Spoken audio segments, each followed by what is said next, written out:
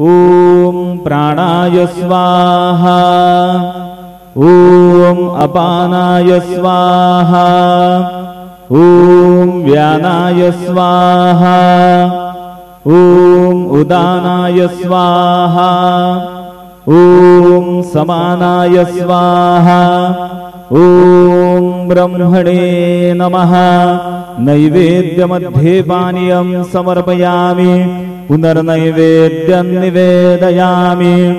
ॐ प्राणाय स्वाहा ॐ अपानाय स्वाहा ॐ व्यानाय स्वाहा ॐ उदानाय स्वाहा ॐ समानाय स्वाहा ॐ ब्रह्मणे नमः।